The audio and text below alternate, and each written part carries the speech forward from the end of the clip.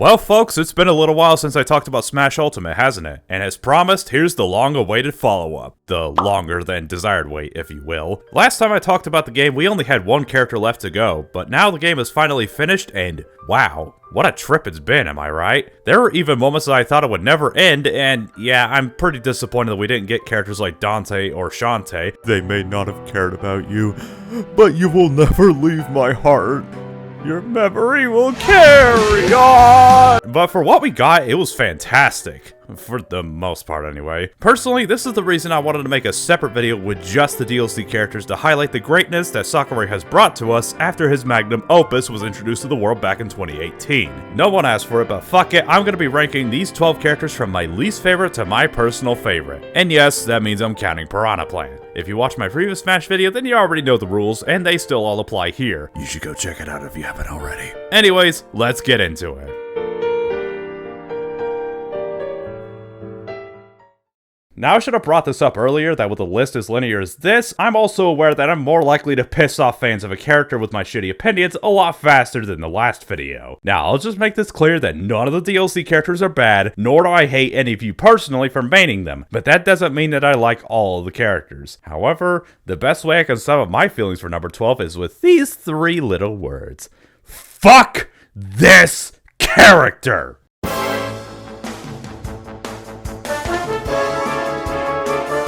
If any of you write down hose man, I'm fucking deleting your comment. Oh man. You have no idea how long I've been holding it in, but I've been itching to say everything I feel about Hero for 2 whole years. Characters like Pikachu, Palutena, Snake, and, well, we'll get there, are at the center of my hate as well because of how bullshit they are, but at least those characters actually require skill to win against. Hero, on the other hand...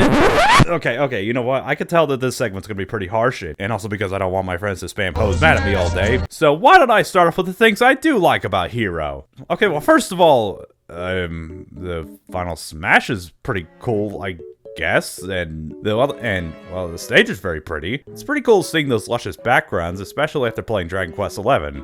That game was pretty good. Hero's neutral B animation is him doing the Kamehameha motion, which is pretty cool, even though I don't like DBZs, so I don't know why I brought that up. Okay, in all seriousness, the one thing I do like about Hero is that the different costumes are of different protagonists from different Dragon Quest games, and the fact that they all have different voices and sound effects is genuinely awesome. I truly mean that. I mean, what else? His up smash sucks dick. Okay, that's about it. What do I not like about this character? Everything else. I hate this character with a burning passion. If there's one thing you should know about me, it's that I absolutely hate losing or dying to straight up RNG, and that's what Hero's entire core is all about. Luck. Brett Jimbo, you said you were a fan of Link in your last video, and Hero's design was based around him, and you can easily RNG yourself and be a cheap bastard, so don't you at least like playing him? Well, great question, random viewer, and the answer is no! I don't just hate him because he makes me want to throttle that Pollux. Every time I see a hero on Elite Smash, I hate playing as him more than any other character in the game. I genuinely mean that. This character, to me anyways, is one of the clunkiest and least fulfilling characters in the game to play as, but the main reason I hate Hero's playstyle is his command menu. Fuck that move. I understand the idea, and I can do it if I set my standards low enough, like if I decided to switch waifus from this beautiful goddess to that fat chick from Persona 4, but that doesn't mean I have to like it. Like for instance, I could be trying to buff myself with oomph and the like, but instead I get garbage like Metal Slash and Kamikaze because it's random. You just gotta keep trying whenever you get an opening. I want to use Zoom just to try to get back to stage, but oops! Luck just wasn't on my side today. I guess I'll go ahead and shove that broomstick up my ass. But Hero does need it, because otherwise he's nothing more than a shitty Link with slow-ass aerials and slow-ass spells. To be fair though, the character is a bit more enjoyable when the Accelerator is up, but that just further cements my hatred for Hero, why I don't like him. Why should I have to rely on RNG just to make a character fun? Also fine, I am a bit of a salty bitch. For example... Oh god. The random crits. The random crits are coming to me. The Vietnam flashbacks are coming back! Alright, start of the match. I'm fighting against a hero, and oh, cool, he just put me to sleep immediately, and I'm gonna get hit by an F smash, but I'm at 0%, that's probably not gonna kill me, and I go flying off screen because of a crit, and I lost my stock. Wow, 10 out of 10, best DLC, totally deserved the slot. Oh, okay, great, he knocked me off stage, and I'm trying to get back. He can't do much to me outside of the RNG, unless he, and I get demolished by a random magic burst, and there goes my stock, and I lost the game. Congratulations, bro, that one was totally fucking earned. And Whack is straight up bullshit. I'm just gonna go ahead and stand here and take it. I'm at that percent. I'm gonna be fine. There's no way it's gonna kill me. Fucking awesome. I literally died at that percent due to pure luck. That totally doesn't make me want to run to Home Depot and burn down the nearest orphanage. And I'm absolutely fine with the fact that he pulled out a near permanent reflector out of his ass and make projectiles worthless. And what? Why does Charter's Flare Blitz not work on him anymore? And I got 3 stuck because of that. Fucking brilliant. Thanks, Toriyama. I guess I should move on before this list goes on any longer. But no, seriously, fuck this character and fuck RNG. Next the character. I'm sick of looking at you, you DBC looking motherfucker.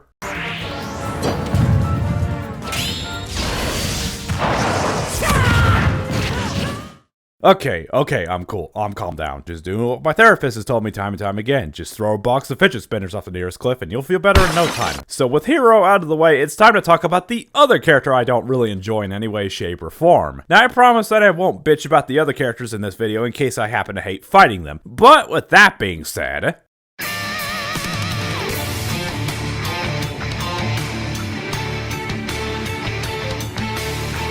God, if there's any other DLC character that couldn't have come out at a worse time, it was most certainly Min Min. After the disappointment that was Byleth, I, and most people on the internet, were certainly hoping for something big to start the second pass off with. Kinda like how Joker did with the first fighter pass. And instead, we got an ARMS character. I'll be one to admit that I'm one of the few people in the world that straight up didn't enjoy ARMS at all. I thought that the game was really cool conceptually, but in execution it kinda bores me. Min Min and Smash, however, both bores me in concept and in execution.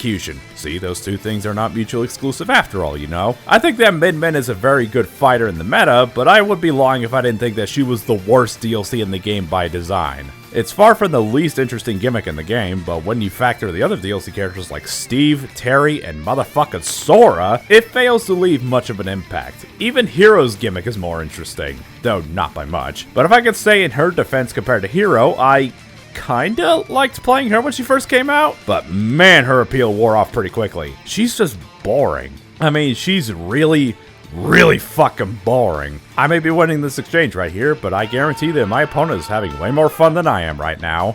But in her defense, at least she works 100% of the time. I mean, is she annoying beyond belief? Yes. Oh god, yes. Though I promised that I wouldn't go on an angry rant about any other characters. Even though I really want to right now. I may like playing some characters that are known for being kind of trollish, but I've never liked characters whose playstyles rely on having to spam long range attacks in order to win. Long range.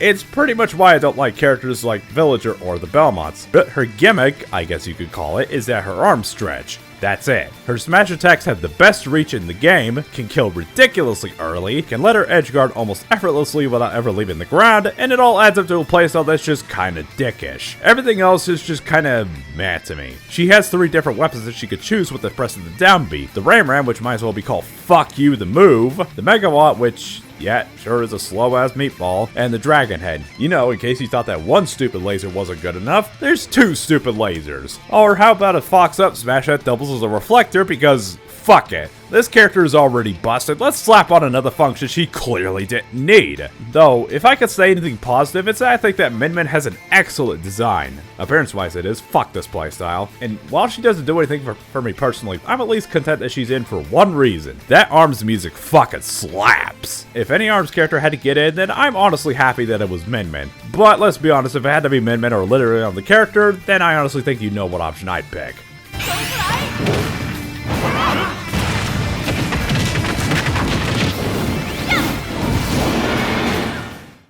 So remember when I said that there were 2 DLC characters that I didn't like playing? Well, when I started recording footage for this video, I have to admit, unfortunately, that number has bumped up to 3. And, man, this one hurt.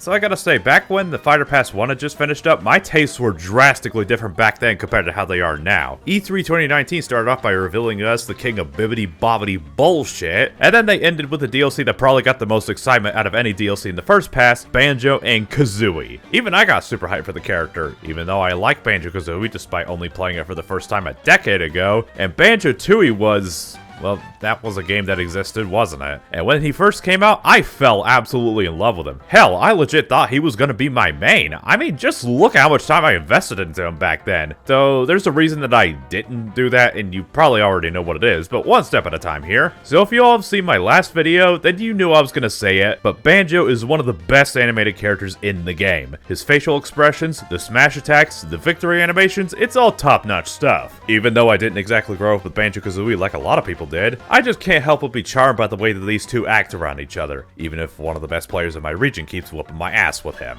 I mean, he's far from perfect though. His airspeed is incredibly mediocre, his vertical recovery is easy to edgeguard, and his frame data on his aerials is not that good, honestly. Of course, that's all fine enough since it does help recreate BanjoKazooie's game feel into Smash Bros, and I do kind of enjoy that about him. But my favorite move in his kit, weirdly enough, is forward air. I don't know why, since it's not Mario's fair and it doesn't spike, but damn, does it sound satisfying to hit with this. There's not much that I dislike about Banjo, besides fighting him, that is. However, there's one move of his that I failed to mention before, and this move unfortunately has ruined the character for me. And that is the Briggle Blaster. I absolutely adored Banjo's playstyle casually when he first came out, for the most part anyway, but it was when I decided to try learning characters' meta playstyles for competitive tournaments that caused me to not like the character anymore. And it's all thanks to this move. I don't mind any of his other moves too much either, but Briggle Blaster is one of my least favorite moves in the entire game to use. And mind you, I don't really mind the grenades, but Briggle Blaster is the main tool for Banjo to use in neutral. It's spammy, it's obnoxious, and in my opinion, this move feels clunky as shit. This sweet, lovable goofball of a bear relies on being an obnoxious little shit in order to win competitively. I mean, I knew that Kazuya was kind of a toxic bitch, but you didn't have to take that literally, Sakurai. In all honesty, I would probably be in love with this character again if this move either didn't feel so shitty, or if it wasn't so centralizing to Banjo's game plan. Man, not since Inkling have I dropped off a character so hard. But at least I've got my memories with him. That's gotta account for something, right?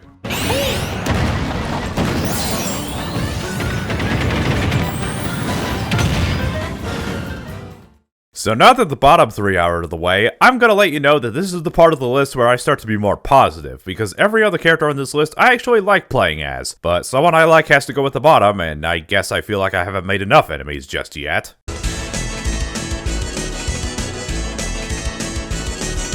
Yeah, that's right, come and fight me, Plank Gang! All 6 of you left? Now, I've seen joke characters in fighting games, but then there are joke characters in fighting games. You know, the characters so ridiculous that only the truly insane would think of it as a good idea? I mean, you give us every previous character from older Smash games, then follow up with Ridley, K. Rool, not Isabelle because who gives a shit about her, then end the pre-release hype with a basic-ass enemy as a playable character. Seriously, Sakurai, what the hell were you even smoking? And can I get a sniff of that? So, a Piranha plant as a fighter in Smash Brothers. I mean, it could have been worse, right? Joking aside, even though he isn't part of any of the fighter passes, this was the DLC to give us a taste of what was to come, for better or worse. First of all, gimmicks. This character has a lot of them. Patooey is a dumbass spike ball that you toss at opponents, and my God, does this move hurt. It stalls, edgeguards most characters, it anti-airs, and it's just fucking hilarious to boot. He also has a poison cloud that just... Oh my. And his down B, which extends his neck to ridiculous proportions and eats at shields like I eat my feelings, despite what my therapist keeps telling me. What, that joke doesn't work twice? But the best thing of all is the amount of charm that oozes out of this character. Ooh, look at his run animation. He has little feet down there. That's adorable. Oh wow, he even has a victory animation of Mario getting bit down the ass. There's no way I can hate a creator that adds something like that. Or how about a unique crouch animation where he bites any character that tries to footstool him? I mean, you will never in your life get this move to work ever. It's like moving into a 5-star apartment that comes with a 5-star smoothie maker, but then they give you a complimentary smoothie maker from a dollar store that doesn't work. It's a tool that you will 100% never use, but thanks for the free smoothie maker, I guess? I said at the beginning of this segment that I liked playing the plant, but sadly, there are some snags to his design. I've said that Patooey is an excellent move, and it is, but it's an excellent move on a character with a bad neutral. It's like setting a bear trap while the bear is just staring you in the face 6 feet away from you. And you're just like, yeah, you're gonna walk right into this, bitch. What you gonna do about it now? Oh shit. Take Patooey away, and Plant is just a very slow character with lackluster range and incredibly weird physics. What's worse is that down B extends his hurt box to where shit like this can happen. Isn't that fucking hilarious? And that's more or less the thing with Plant, is that he's a giant gimmick. He's a fun character with tons of charm, but he isn't a very good character. But whatever the case, it's good to have you on the team, Plant. Thanks for paving the way to these 2 years of madness, you fucking goofball.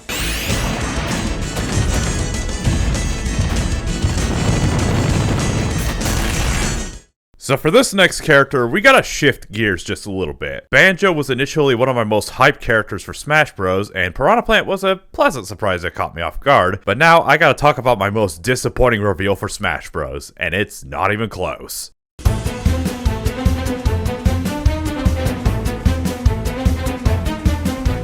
What? You all expected Byleth to be my most disappointing reveal? Well, I honestly wouldn't blame you given how much of a disaster of a reveal that was. But for me personally, there wasn't a single character that I didn't want in Smash more than Minecraft Steve. With all due respect, I'm absolutely not a fan of Minecraft because, fuck it, the 2-year-olds don't have internet privileges yet. Minecraft is the most overrated game of all time. I've personally never enjoyed any game in the genre ever because of my short attention span, and Minecraft's graphics in particular are, wow, this game is so beautiful. And well, let's just say the build-up also didn't help in Steve's favor. Basically, Byleth was a stinky-ass doo-doo shit stain that disappointed everybody, but Steve's reveal, for me, well, let's just say that my therapist got a pretty nice bonus check that week. But when he did come out, I remember what I felt about characters like Mr. Game & Watch. It's not about the design, but it's all about that gameplay. Well, honestly, I don't enjoy Steve nearly as much as Mr. Upbeat Bitch, but I gotta say, Steve left me pleasantly surprised.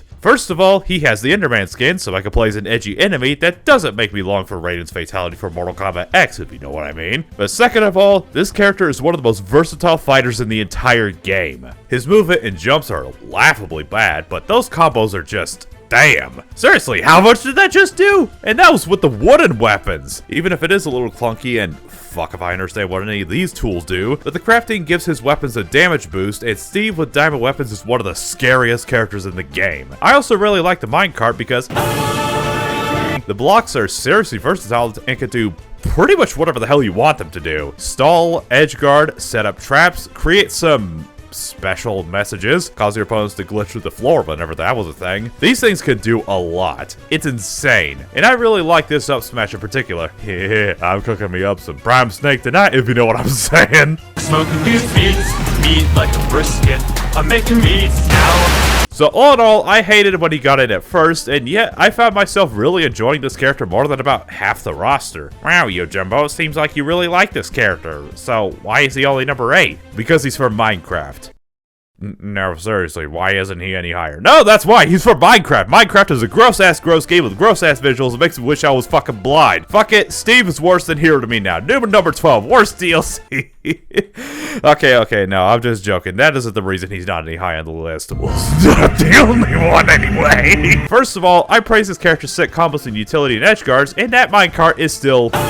The thing is, you see this shit? You want to be able to do this shit and feel like a badass? Well, my friend, the solution is you gotta mine. And while you're mining for materials, you're just sitting there and getting shit for your tools, and my God, if this is what Minecraft is supposed to be like, then I'm glad this game is too ugly for my eyes to bear witness to, because fuck. I also don't like his tech animations at all. I mean, sure, it makes sense because Minecraft is a mental patient's brain farts, but it makes playing as and against him feel a little clunkier than it realistically should be. His grab as a tether grab, that just fucking sucks. His throws are good at least, but really? And this last one is personal. Fuck his little glider. It's super awkward to control, doesn't go high enough, and it just makes me want to cry. And this is supposed to be the ultimate reward for beating the Ender Dragon? You poor fucks. While he may not be for me because the design makes me long for the afterlife, I can at least see the insane potential in this character, and I can't wait to see him unleashed by the right hands. Just not mine because I'm not 12 years old.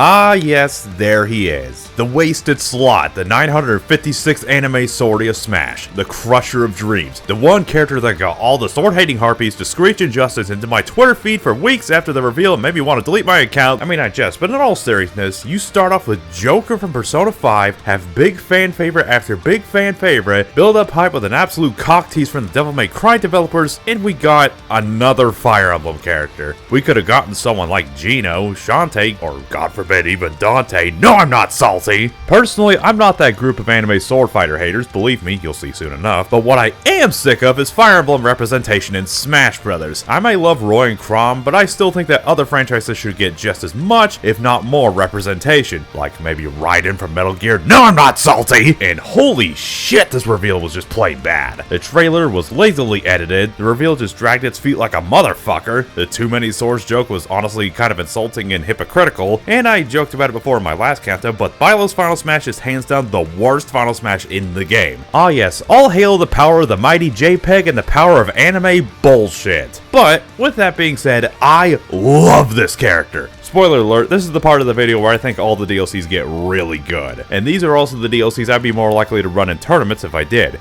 The only problem, besides not being Dante, is the fact that Byleth is really slow. I mean, she's far from the slowest in the game, but it is kind of a stark contrast to someone like Martha or Roy. But besides that, I don't have much to complain about. I really do like the way they implemented the other weapons into Byleth's kit. She's got the bow for a surprisingly good nair, and a bow that's slow to charge but good for pressure, even though the fully charged bow is really bad. The spear with tipper sweet spots that aren't the size of a lemming's toenail, and the axe that hits like a goddamn freight train. It's not the absolute best kit in the game, but I do like the creativity that they decided to go with. Hell, the best player in the world absolutely dominates with this character, and they're only considered mid-tier by pretty much everybody. But the thing that made me fall in love with Byleth is, yeah, you guessed it, the upbeat tether. It's a tether recovery that goes for what seems like an infinite distance because fuck it, she's got a falcon punch and a dummy stupid laser. Why not go the whole 9 yards and give her all the privilege? But what happens if you hit an opponent with his attack at high percents?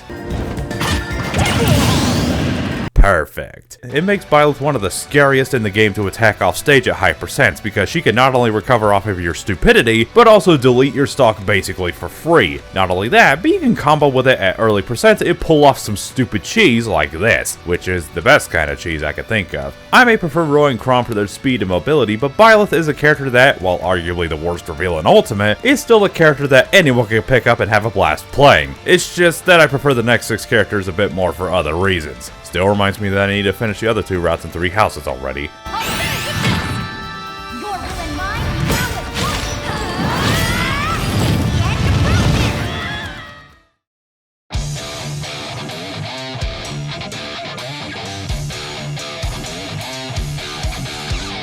Obviously, when it came to fighting game characters for Smash, I had some personal biases on who I like to see as being playable, like Sub-Zero, Ragna, or God forbid, Fulgore, but Terry is one that I honestly never thought I'd wanted until it actually happened. Honestly, King of Fighters is a rather niche series for me personally. I like it fine, but it's not usually my go-to fighting game of choice when it comes to 2D fighters. But as someone who does enjoy a good fighting game here and there, Terry was honestly a character that felt natural to me when I got my hands on him. So if you're not aware, the Shotos are capable of attack canceling with most of their moves. Like you can start a jab or F tilt, then immediately follow up with one of your special moves for extra damage. And Ryu, Ken, and Terry are the only characters in the game that can do this. The difference with Terry, however, is that he comes from a game series that doesn't bore me to tears. So besides that, there's nothing too terribly special about Terry at first glance. He hits extremely hard with his specials, Jab Jab Power Dunk is a meme for a reason, and his Power Wave projectile that I like to call the Gesundheit. I may be better with Byleth, and Terry is admittedly one of my worst characters on this list because I'm an incompetent scrub with Shotos. So, wait, why did I rank him higher if I'm better with Byleth? Well, it's because, fuck man, the Ghost Sauce is the most hyped thing ever. Terry may already hit like a truck normally, but once he hits 100%, that's when a big neon sign appears over your face that says, oh shit, because he gets 2 exclusive moves that hit really fucking hard, and you can combo into them. Power Geyser is just fuck, man. But Buster Wolf is hands down the most satisfying move in the game to pull off. And yes, there's the answer to the age-old question I'm sure none of you gave a shit about. The only bad thing about Terry, unless you're one of those people that hate fighting him, in which case this is a good thing, is that his recovery is bad. Like, really bad. Also doesn't help that he can't snap the ledge like most other characters, and playing Terry in disadvantage is one of the least fun things about the game. Though to be fair, that is perfectly reasonable balancing for a character that can troll you before he kills you. But overall, while I may suck at playing Terry, whenever I do play him, I know I'm gonna be in for a good time.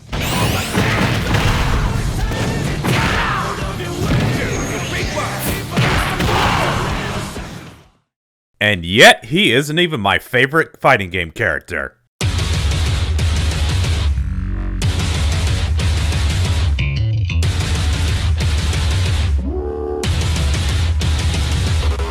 So speaking of characters that I never knew I wanted, Kazuya from Tekken is probably the last fighting game character I would have ever thought about for Smash. Tekken 7 is one of my favorite fighting games from the past decade, and I absolutely jam out to this friends every now and then whenever I can. And by that, we've just played Negan Dittos just to piss one of my friends off. Never mind, bad DLC. We should have gotten Negan instead, because I wanted him to rub Lucille over Mario's face while saying, "Feels good, sounds good." This phrase will be a meme, damn it! Joking aside, I don't think that Kazuya was a character that anyone ever expected, not even as a Tekken rep. And he was even going to be the last DLC originally, if I remember correctly. But man, if you thought that characters like Peach and Shulk were difficult to master, then fuck man, this guy is on a whole nother level of complexity. Well, as far as Smash goes anyway. But there aren't very many that can claim to be as satisfying to master. If you don't know, Tekken has a very big roster of characters that have half a billion moves each, and learning just one character can take about half a year's worth of time. I'm still trying to perfect Negan and Noctis personally. Thankfully, they didn't do that with Kazuya, and he only has 250,000 moves to learn, and every one of them has the power of fuck yo shit up, fam. Just think Ganondorf, but, you know, good. His recovery is better than Terry's for starters. He has a reflector that doubles as the strongest in the game, a shit ton of invincibility and super armor on his moves, and he's also the heaviest DLC in the game by a pretty solid margin. So yeah, good luck killing him before he kills you. Also, remember when the level 9 Kazuya was fucking up some pro players pretty hard when he first came out? Well, I sure do. We all do. My broken controller remembers too. All of his moves are excellent, but the absolute best move in his arsenal has to go to Electric Wind God Fist. Electric Wind God Fist. Fuck. Electric Wind God Fist is. God damn it, I keep fucking that up. Electric Wind God Fist is okay, game! Electric Wind God Fist. Electric Wind God Fist is fast, safe on shield for most grabs, stuns for extreme follow-ups. Basically, a good Kazuya player can fuck your shit up if you get hit. He's just that devastatingly scary. Plus, he has a ton of attention to detail that I can't help but completely adore in a character. Every grab not only kills like a motherfucker, but the camera angle changes similar to how it does in Tekken. No other character in the game has anything like that. Also, seeing Kazuya break some characters' backs like Steve and Jigglypuff is the funniest shit ever, I swear. And that's personally why I vastly prefer Kazuya over Terry, even though he has the worst costume in the game. Ugh. And he's also the only character in the game without a victory theme. I know he has a Tekken 7 announcer, which is kinda cool, I guess, but the lack of music just makes it feel kinda half-baked in my opinion. You can keep your Street Fighters and your King of Fighters and whatnot. I'll be taking the Devil Gene Giga Chad as my fighting game main.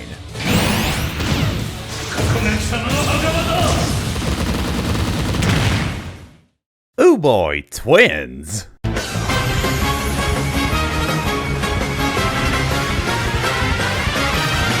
So, color me absolutely shocked, but this is one character that I never thought would ever be a thing. Xenoblade Chronicles is one of my absolute favorite games on the Wii, but Xenoblade Chronicles 2 is one of several that I still haven't finished. Real life fucking sucks, I swear. No matter your feelings on the sequel, one thing we can all agree on is that Pyra is a top-class waifu. She's bubbly, adorable, and just an absolute sweetheart. Ooh, I just want to pinch your cheeks. Even though she has a blonde twin that just acts like a complete bitch most of the time with possibly the most ear-grating voice in all of Smash Brothers.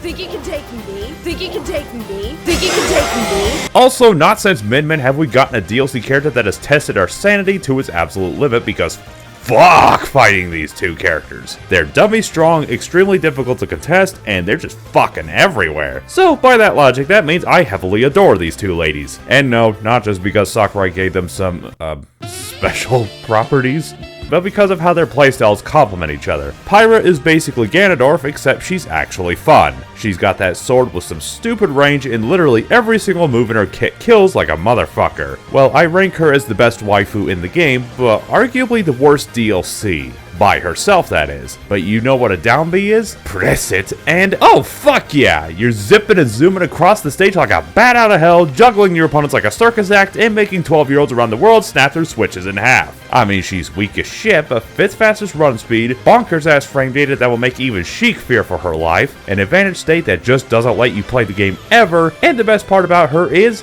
foresight. Ah, there's that DLC privilege. Pyra throws her sword and prays for your opponent to fall for it. Mithra basically gets the equivalent of witch time. Because that's what the world needed, another slowdown mechanic, but on a sortie that's also fast as shit. If I have to complain, personally, it's that swapping between the two absolutely fucks with my muscle memory. Like you play as Mithra and you're running around like a 5-year-old after a week-long cocaine binge and it feels absolutely great, and then you swap over to Pyra and it's like, oh man, I shouldn't have had that 10-pound bag of pizza rolls last night. It's a small thing, but something I've only just now started to get used to. But what isn't a small thing is their recovery. It's really bad. Like, worse than Terry's bad. Though, then again, I think that's more a blessing in disguise because I don't think the world would want to experience the horrors of Smash 4 Bayonetta all over again. Also, I said that Pyra complements Mithra nicely, but competitively, however, they're not even close to being a compliment for each other. Like, if you watch competitive Smash, then you're going to be seeing players using Mithra over Pyra 95% of the time because she's just that much better. Whereas if you watch top-level Pokemon Trainer, you see them use all 3 Pokemon just about equally because they all complement each other much better. Honestly, I still prefer Pokemon Trainer over these two for the variety and the reward you get for mastering them, but I can't deny just how effective the Aegis can be in battle, even if I prefer them as a counter pickpocket main as opposed to a straight up main. If I ever go back to live tournaments, then I know the perfect gals to invite to the party.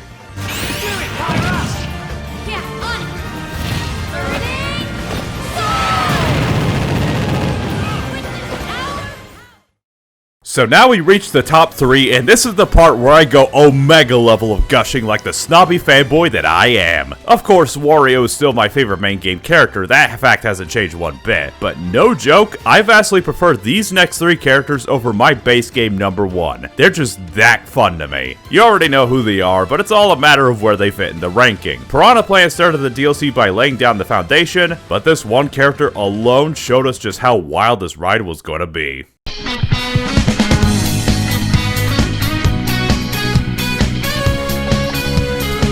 So out of any character that could have had the honor of being the first DLC character, who would you have expected? Dante? Bandana D? God forbid Waluigi? The Imposter? Yeah, get real, none of you even gave a shit about this game back then. Whatever your preferences were, I think we can all agree that Joker is the character that we never knew we wanted. We know that Sakurai was a huge Persona 5 fan, and he even designed some of the UI in Ultimate after that game. But a character that had never seen the light of day on a Nintendo console before this? Who would have ever guessed? And you know what? He put his heart and soul into this character. The best way I can describe Joker is that he's basically Sheik if his damage output didn't suck such major dick. But for starters, he has a gun, and we couldn't get Dante in a Smash as well, Sakurai? And this move may seem pathetic at first glance, but just like Link's bomb, it is a Swiss Army knife in one move slot. It can pressure, edge guard, get me a pizza with a $20 discount, I mean, you can combo with it. I mean, is there anything it can't do? Well, besides avoid getting nerfed. He also has a tether recovery that doubles as a command grab. A very bad one, mind you, but at least it allows for some sick edge guards. And all this sounds pretty good, but can Joker kill reliably?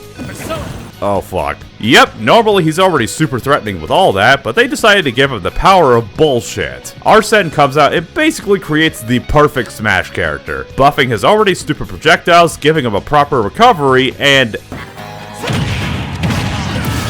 yeah, that. So they made a character that moves as fast as Sheik and kills as early as Ganondorf, with a really good recovery. I swear, if Sheik was this good at killing, then I'd be singing a whole different tune about her, I tell you what. And I just want you to know that Joker gets top marks for me for his gameplay alone. I haven't even mentioned his stage or his final smash. I love how the different songs for Persona 3 and 4 can change the color of the stage and give his victory screen a bit more personality, but that final smash really shows how much Sakurai cared about this character. Whether or not they all lived up to the same level of care as Joker is a different matter, but Joker was the one that showed us that this time, they weren't fucking around with the DLC. He's so good that really the only thing I don't like about him is his alternate costumes. But besides that, I have no complaints. From his stage, his gameplay, his combos, his final smash, it feels like they put more love into this one character than the entire base game roster. And it sounds like he's my favorite character in the game from the way I've been talking about him, and yet there's still 2 more characters that I prefer over him.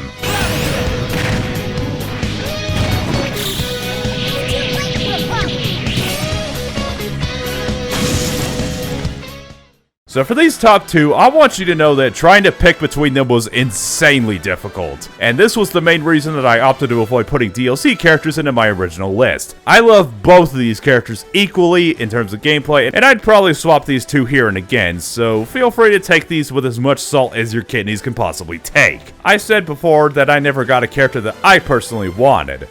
Until the end.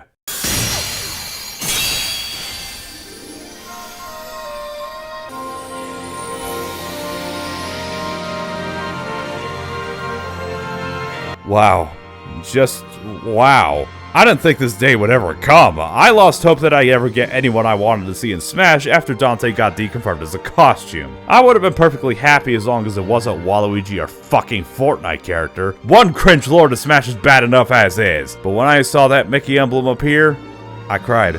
I shed a tear. No, the DLC of the game has made me do that before. I love the franchises and respective games that these characters come from, and Kingdom Hearts is undoubtedly my favorite. Can you tell the top three of this list are super biased? Well, it's a personal list, so if you didn't expect bias, then I honestly don't know what to say to you, brah. Also, can I just say, looking at this image right here still makes me feel like my Switch is modded even though it's completely real. That's just how much of a dream come true this is. Sora is arguably the only DLC to not have any true gimmicks. He's floaty AF and he has the magic spells. That's about it. Or, then again, he has the silly-ass combos that edgeguard effortlessly in ITG combos that link into his dummy strong upbeat that what the hell? Which, I mean, that's totally not OP. There's no need to nerf him, Nintendo. He's perfect the way he is. It's not OP. Please don't nerf him. One main getting nerfed is bad enough.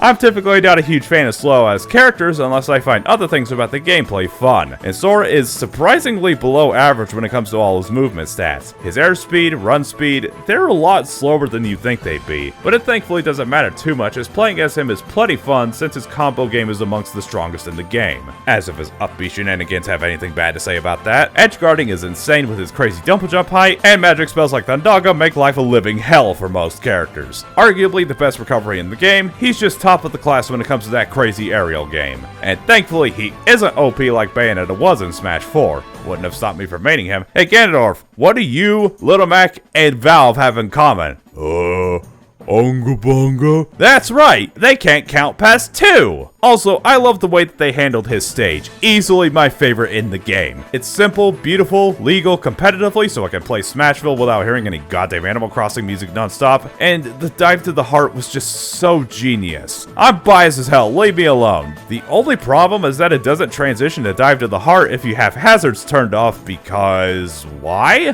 Why would you do that? That's the best feature. I said before that I love the top two characters equally in terms of gameplay, but the way I had to split the tile was trying to find more things I disliked about one over the other, and unfortunately, Sora has just a little bit more about him that I dislike compared to the number one. For starters, the only bad thing about his gameplay is the fact that he gets fucked and disadvantaged by some characters, and trying to land is genuinely painful sometimes. But to be fair, most of these other complaints are just nitpicks and not really a detriment to Sora's gameplay. His victory animations are good.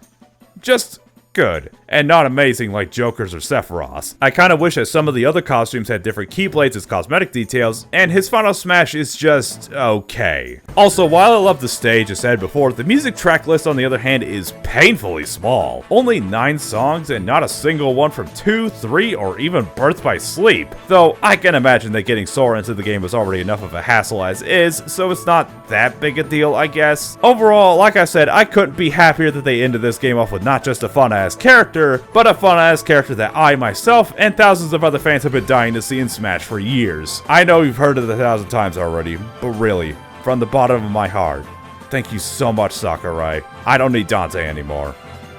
And also, thank you for not copping out and giving us Waluigi.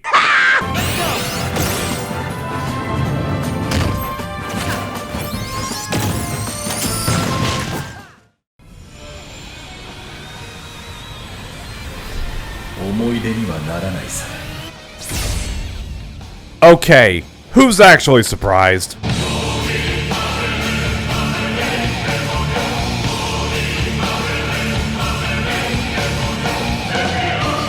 I've said it before and I'll say it again, I am, in fact, a Hot Topic shopping piece of shit. After the trifecta of despair and disappointment, the Game Awards showed up at the end of 2020 and a sense of both wonder and dread welled up within me. Then I saw Galeem get sliced in half and I heard that glorious intro to One-Winged Angel. I knew that my taste in Smash Bros were never going to be the same again. Now personally, Final Fantasy VII is my second favorite Final Fantasy game, and Sephiroth is the character that got me the most excited in Fighter Pass 2 up to that point. How would he play? Would he be good? Would he be edgy as hell? Was this character giving Sakurai night terrors when he was tasked with trying to bring the character to life without making him absolutely busted? Well, in case his placement didn't make it obvious, he absolutely lives up to the hype. So if you don't know who Sephiroth is, then I'd like to remove you from that rock you've been living under and introduce you to society. He is one of the most iconic villains in all of gaming. He is also a villain that has a sword. Yeah, try not to have a heart attack, internet. It's not just a sword, but it's the most stupidly long sword in all of gaming. His aerials and tilts are admittedly slow, but they are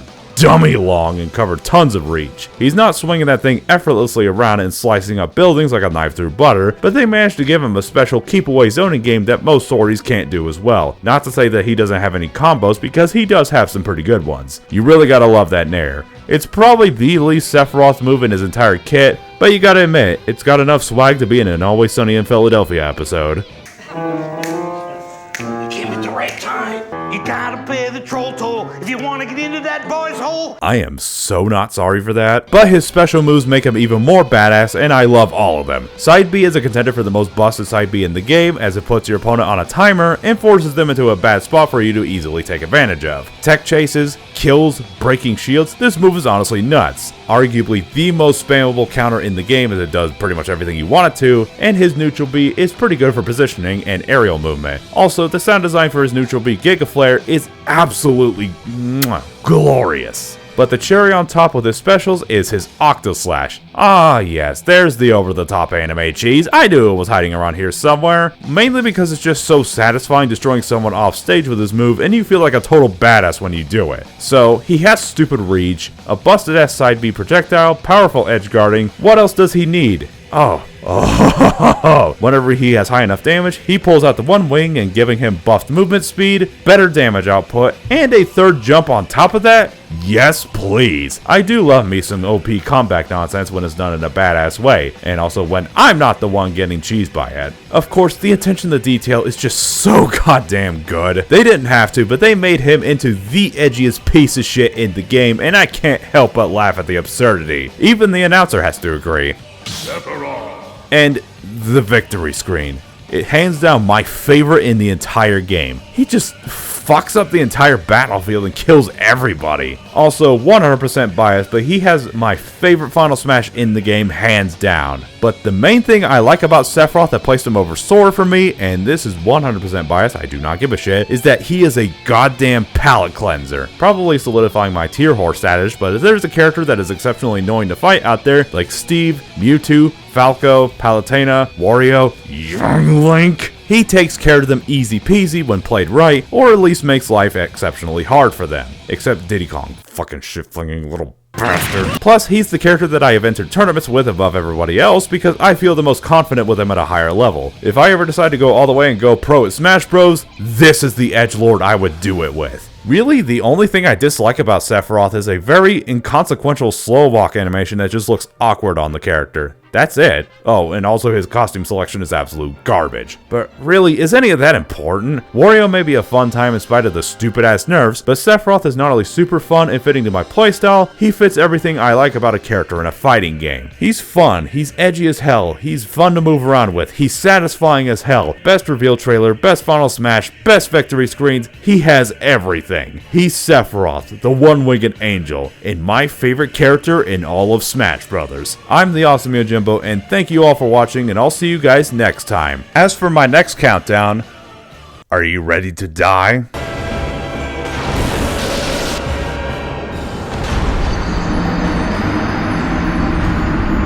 Fucking hell, that was terrible.